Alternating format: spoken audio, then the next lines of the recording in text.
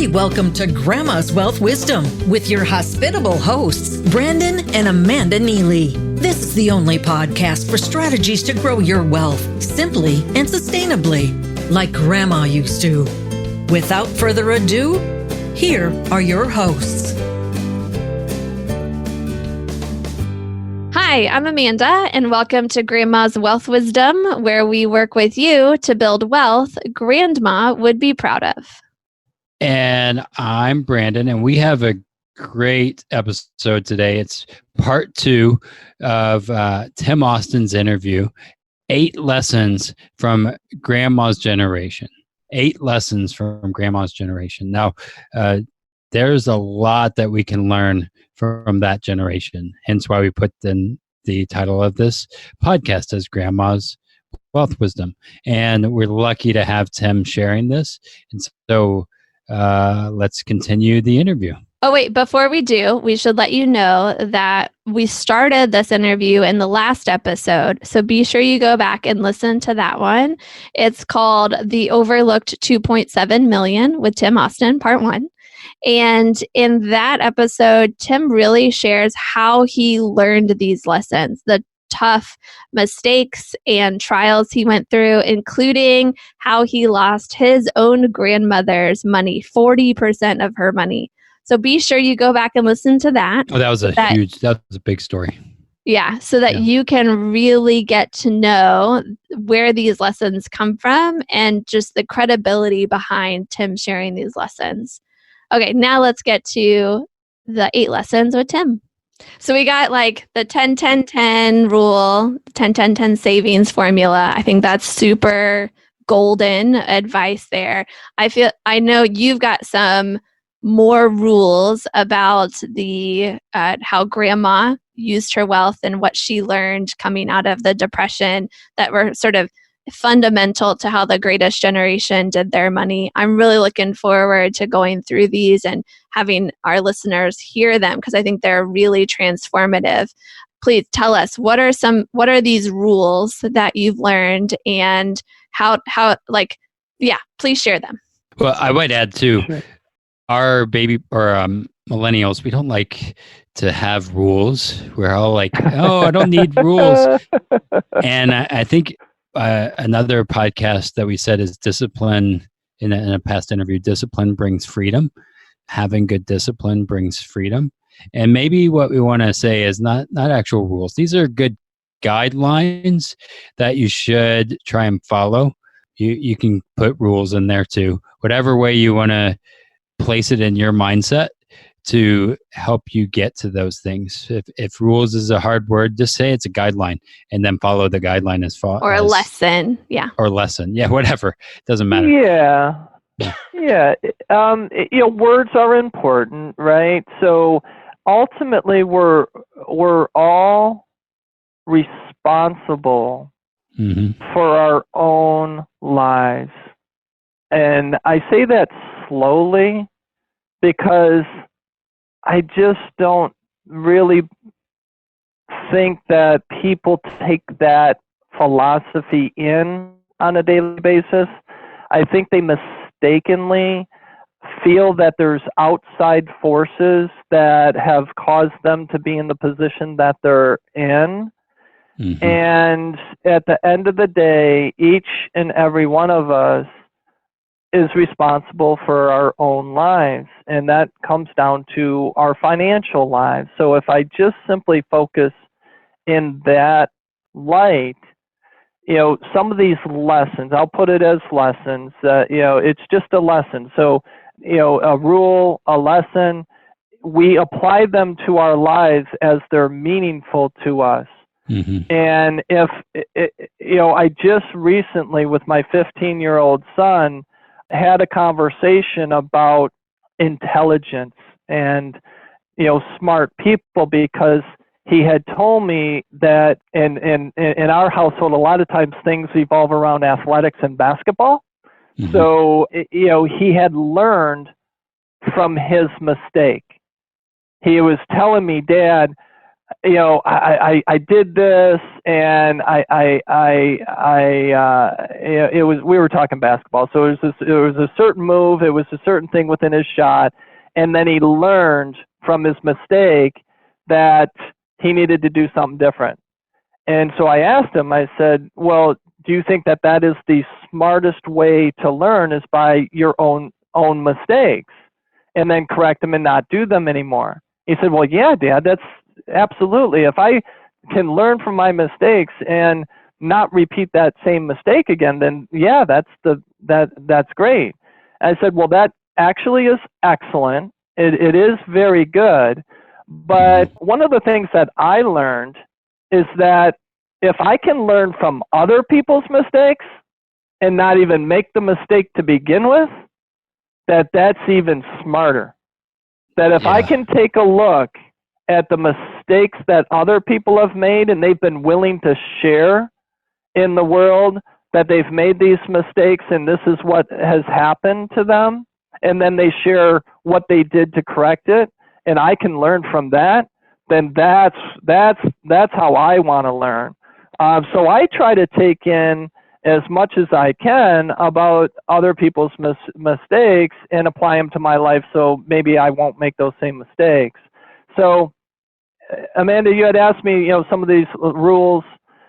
They were formed from when I was seeing all of those people, and it was basically over a 2-year time period that I seen hundreds of people that were in their 60s, 70s, and 80s, and this was back in the late 1980s.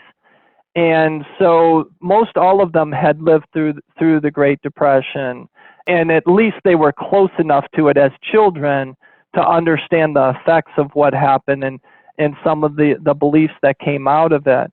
So the first one that I learned and just really have applied to my life is to just make sure I understand what it means to live within my means. To live within my means.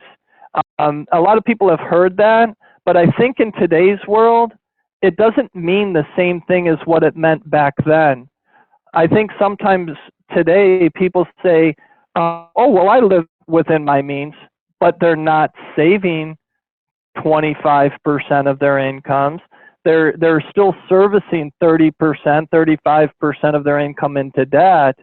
So are you really living within your means? Today, an average 45-year-old today is on their 4th home.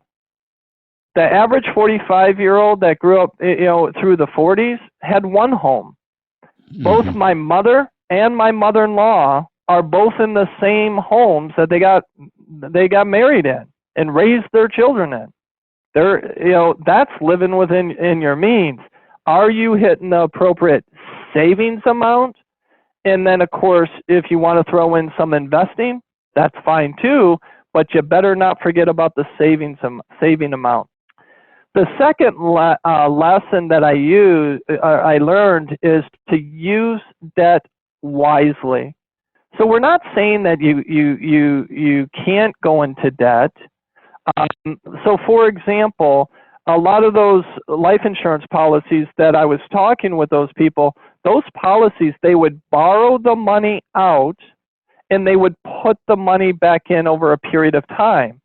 The nice thing is they got to determine how they put it back in and when they put it back in, and they didn't have to worry about missing a payment or anything like that. It was completely up to them how they put that money back and whether they put it back or not. But there's ways to use debt wisely, and it would be to everybody's benefit to understand how to do that. Taking advantage of an opportunity is just fine. For example, I used my debt wisely through 2005 and 2011 to add a little over $1 million to my net worth by being able to take loans out of my policies of about $200,000 to buy up foreclosed properties, in which I was able to recently sell out, basically 10 years later, for over $1 million of net profit in that. So you can use that. So you're saying in 2008, and in that time frame, you were buying things using debt. You grew your net worth to $1 million while people were losing a lot because they was in the during the correction, during the crash. Because they had no savings. Mm-hmm. They had no cash on hand. So your assets grew during that time instead of shrinking like a lot of people. Oh, it was one of the greatest times for my wealth to grow. Yeah, absolutely. I just wanted you to reiterate, because I think people forget that. They don't realize how you can use those corrections or crashes to your advantage, possibly. And quite honestly, you should be waiting for them and looking for them and being in a position to take advantage of them. And that was lesson number 2 that I learned. That was from the stories of all of those people that I just kept listening, and how they built their wealth, and the fact that they had these dollars to be able to loan that money out, pay that money back in. All my policies were paid back with a 10% interest within 4 years. And I was controlling at the time over 21 properties. So yes, understanding lesson number 2 can be extremely valuable to somebody's net worth. Lesson 3 is the little things add up. You know, I think we're in today's world, we're in just too much of a hurry.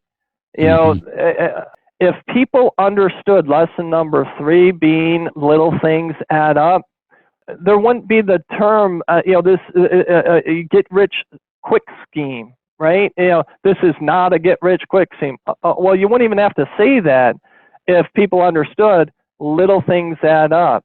The Kaizen principle, improve your value, your net worth, your service, whatever it is, just by a little bit each day, and that adds up so much. One of the great examples that has been around for a long time, just take a penny and double it every single day for 30 days.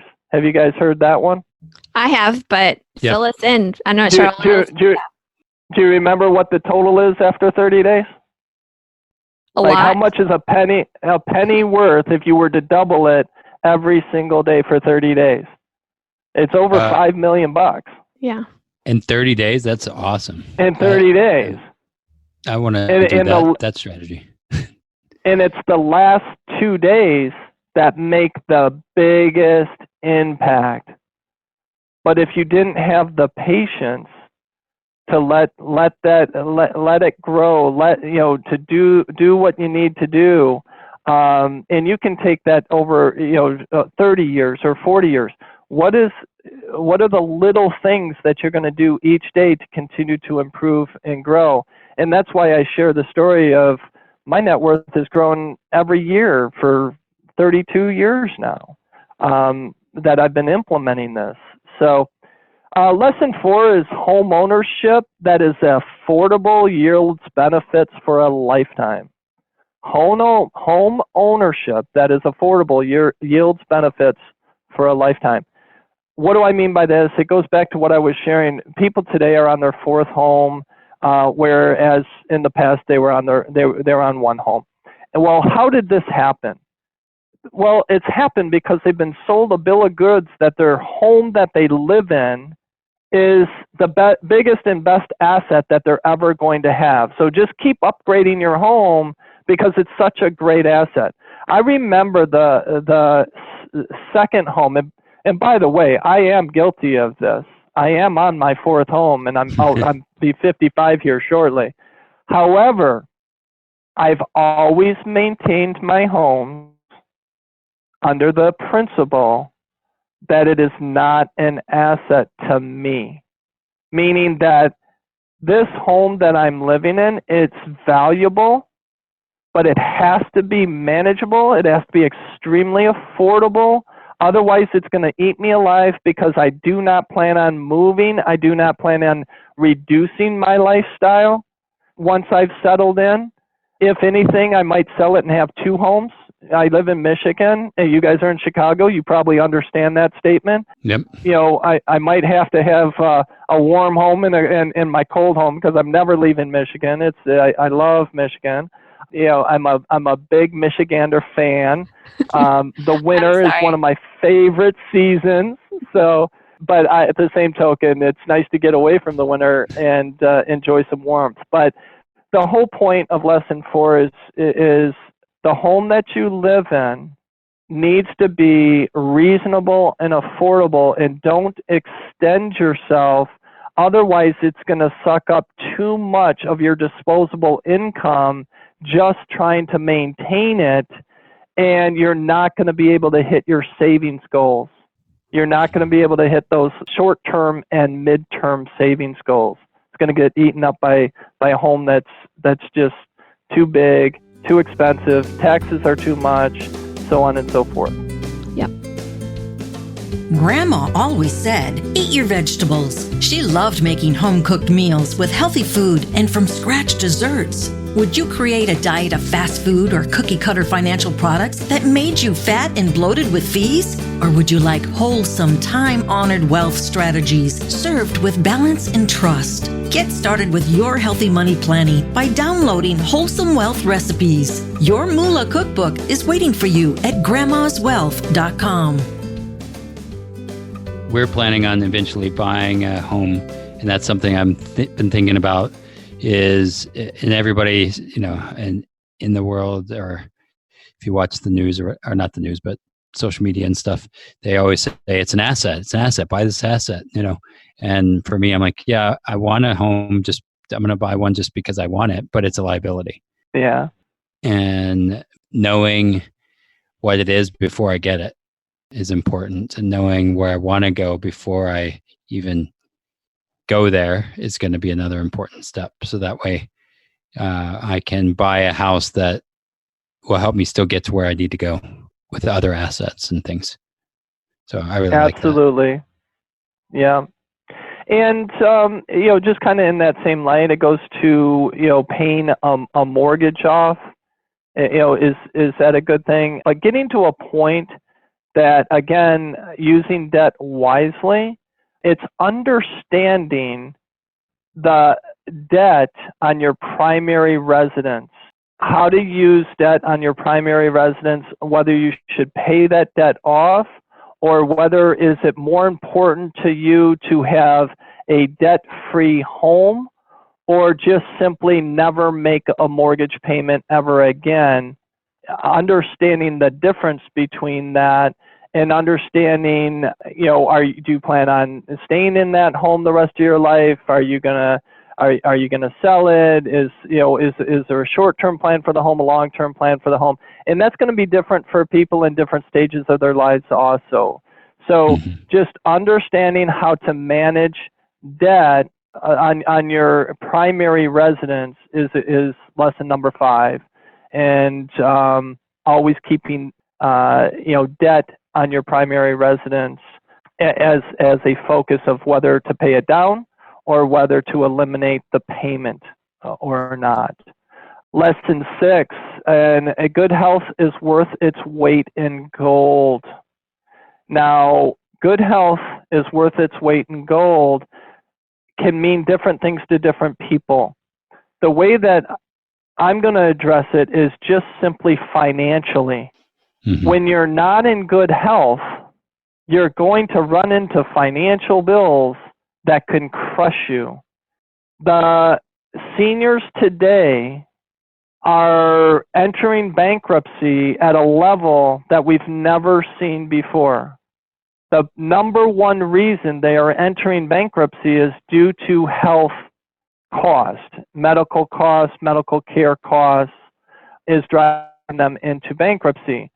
So the longer that we can maintain good health is extremely important to our financial health.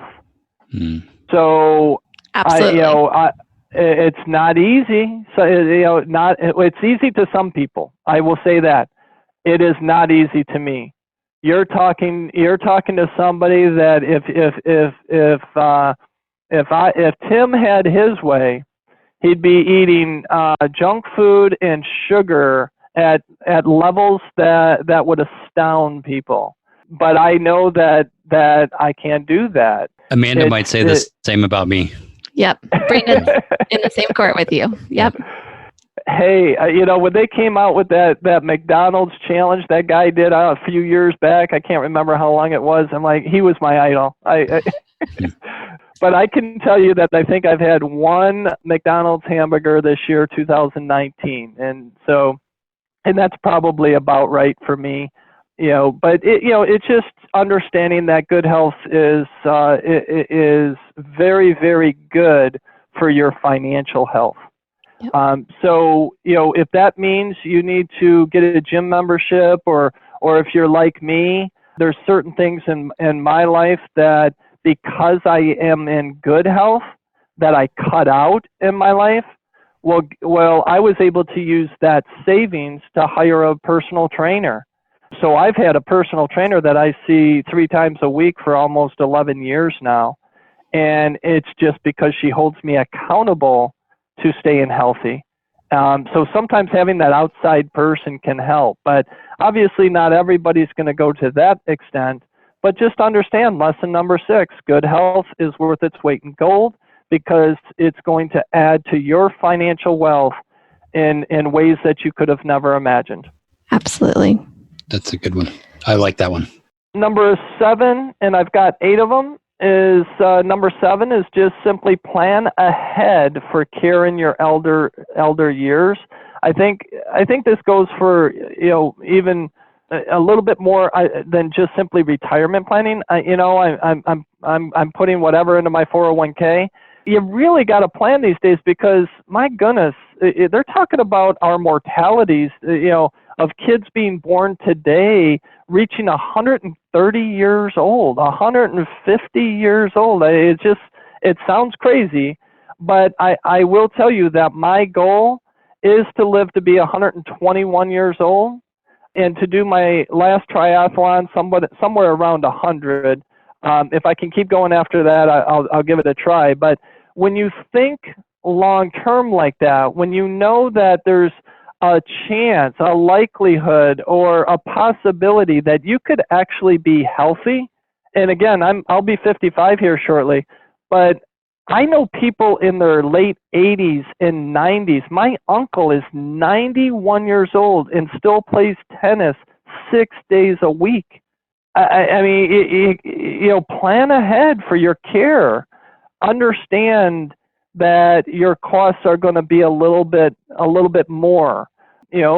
My uncle's been through. He's got 2 new hips and he's got two new knees. So he's planning for those to be replaced when he's 110.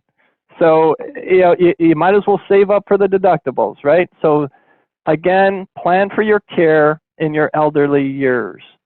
And then the last one, lesson 8 is just financial security comes from many actions over many years.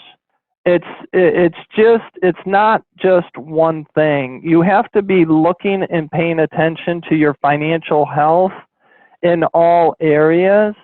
And then it's not really a lesson, but if I could only simply say that don't beat yourself up ever. None of us is perfect. Things come up, things happen. We have to refer back to lesson number 3 all the time. Little things add up. So, when we're not where we want to be, when things hit us that we really maybe didn't plan on, all we can do is start again tomorrow, right? Just let the little things add up. Financial security will come, but it'll come through taking many actions over many years. Yeah, that's super great. I liked how you ended with starting with responsibility. Like first you have to take a little responsibility, and then you take little steps and be responsible as that builds. And I like how you bookended that with those 2 sides, at least. Yeah. Where I think it's good. Good. I have a question real quick. So older people that we talk to, tend to always say they wish they would have known about this sooner. Like as we talk to clients and we do this whole financial analysis. Sure. And my question is, what would you tell younger people who are listening to this episode? Because that's our demographic, and where we want to reach is the younger generation who can learn from grandma, but aren't in the situation of the baby boomers. How can they? What would you tell them? What can they do that's different than their parents, and maybe better than their parents? Great question. So I have a 21-year-old who's just graduating college now, just entering the real world. I have a 19-year-old daughter who's going to be a sophomore or a junior, and then I have my 15-year-old. And when I think about what's going on and some of the younger clients that I have, and I'm on third generation, so I'm working with the grandkids of the clients that I initially took on.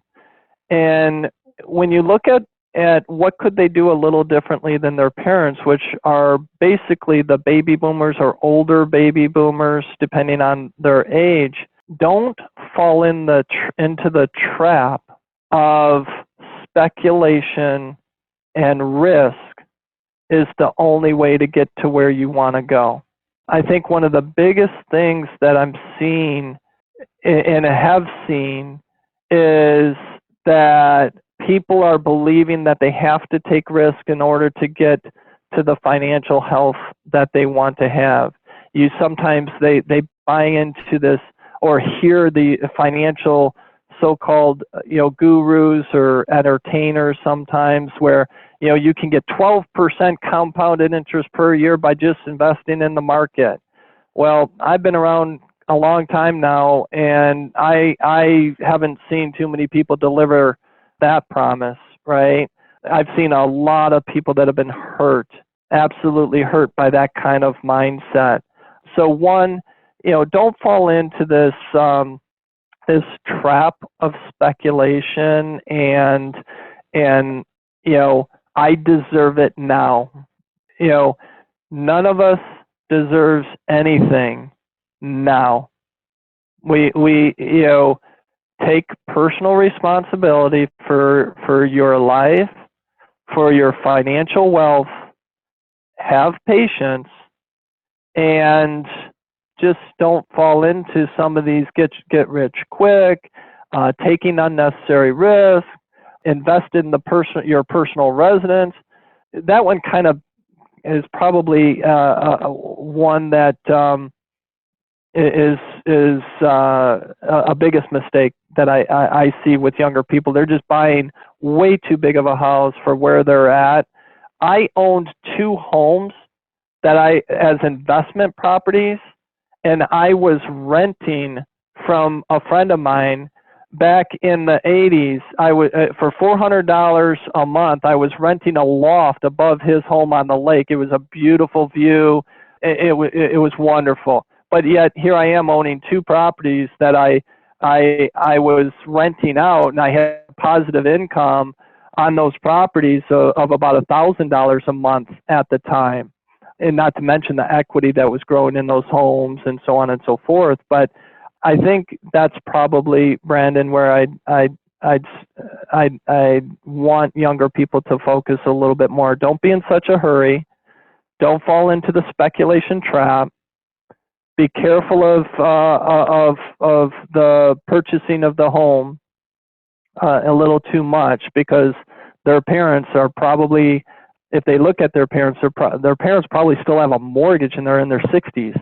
And it's not by choice, So I think that's where I'd probably leave it. Yeah. And one final question I might ask, since you're very well in the life insurance side of things and the banking yourself side of things, and a lot of younger people are like, well, I'll just do term insurance because it's easier, it's cheaper, I'm 25. What would you say to a younger person as to why they would do a whole life kind of concept, why they would do that, even at a younger age. Like, Yeah, and maybe does that make sense? Yeah, I know like this could be a whole new episode. Maybe give people a teaser and then we'll have to have you back on to address that more. Yeah, there you go. Yeah. I was going to say, nothing like asking a question that could be like a 2-day seminar. Real quickly, there's no difference between the cost of a term policy and a whole life policy for the insurance that's involved, right? Yeah. So that's a myth. That's a huge myth that your term insurance is $500 and your whole life policy is $5,000, but yet the insurance cost is the same. So you have to ask yourself, why does the whole life, if the insurance costs are pretty much the same, why am I paying $5,000 for my whole life policy and only $500 for my term? What are the benefits that I'm getting? What's the value that I'm getting for that extra $4,500 that makes it worth it for me to own the mutual dividend paying whole life insurance?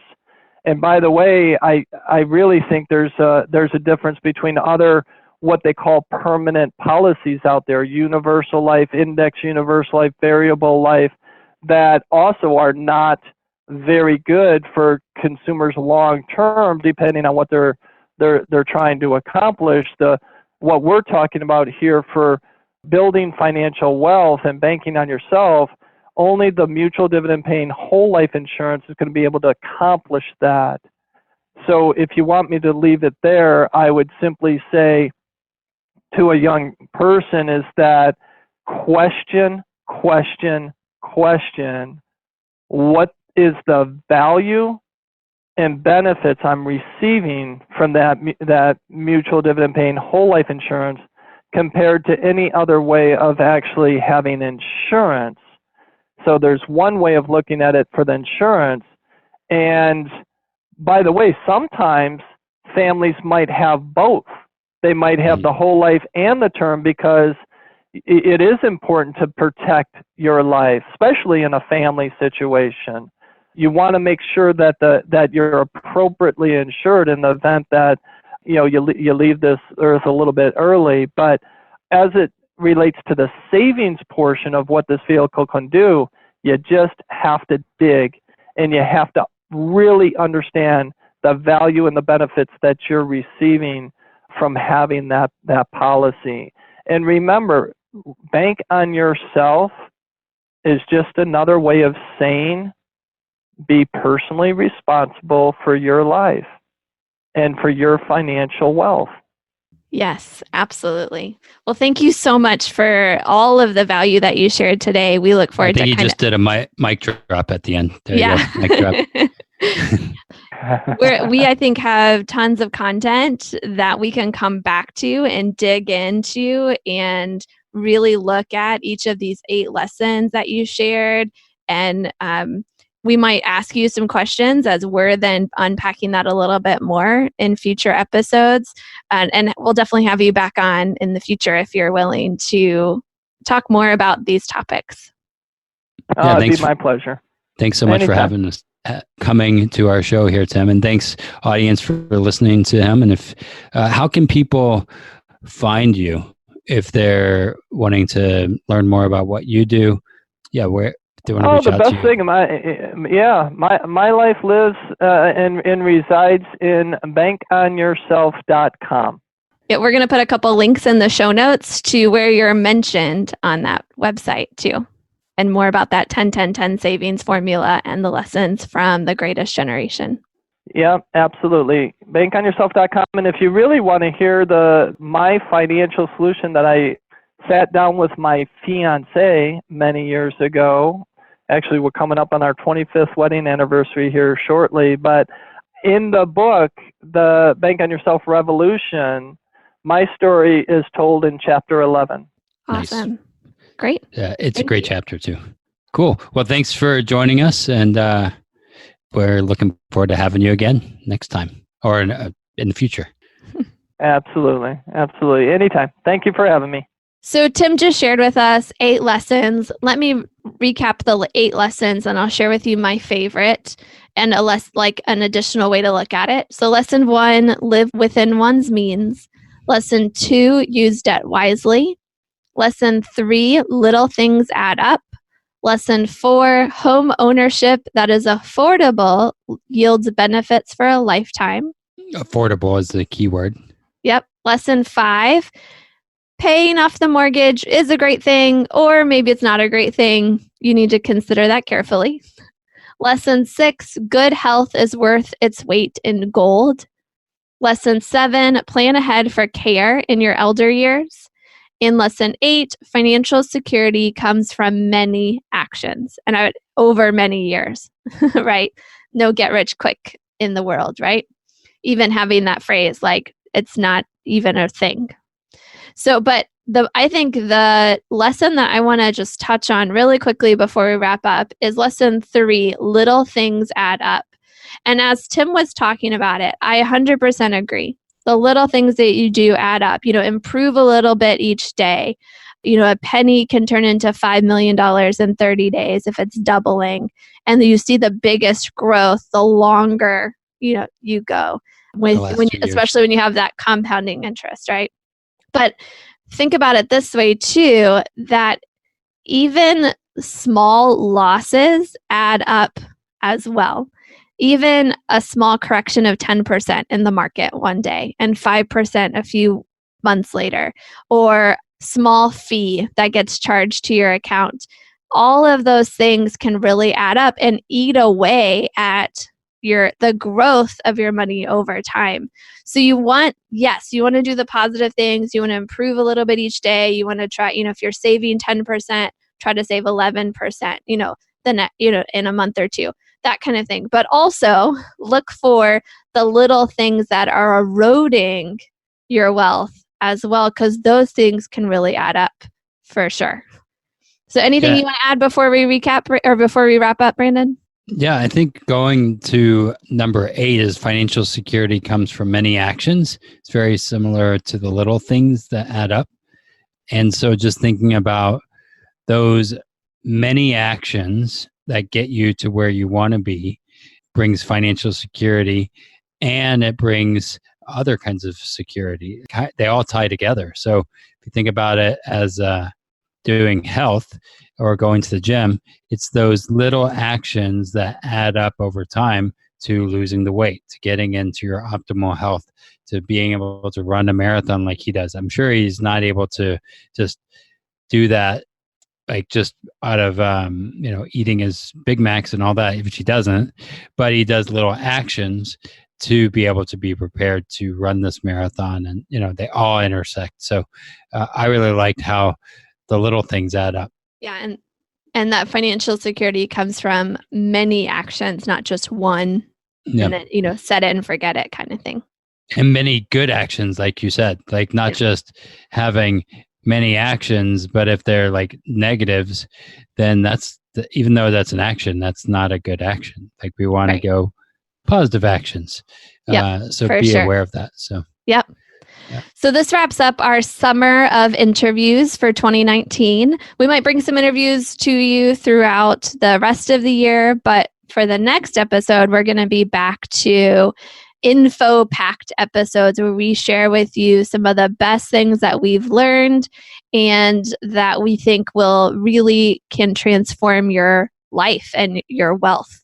So the first episode back, so the next episode, we're going to be taking on the pros and cons of a financial vehicle that is super popular right now. Lots of people are using it. Lots of people are talking about it. It feels like you have to use this and there's no other thing to use. Even though this financial tool was only created in 1997. It's like 22 years old, right? And everybody's using it. It's all the rage. It might surprise you. I'm going to go ahead and tell you, I'm going to let the cat out of the bag. It's the Roth IRA. What? It's only, how long has it been around? 1997.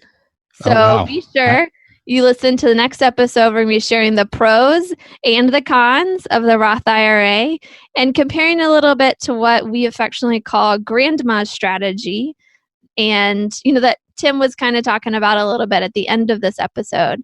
So be sure to join us next time as we dig into Roth IRAs. So until next time, keep building your wealth simply and sustainably for your own future and the future of our grandchildren's generation. The topics presented in this podcast are for general information only and not for the purposes of providing legal, accounting, or investment advice. On such matters, please consult a professional who knows your specific situation. This is thepodcastfactory.com.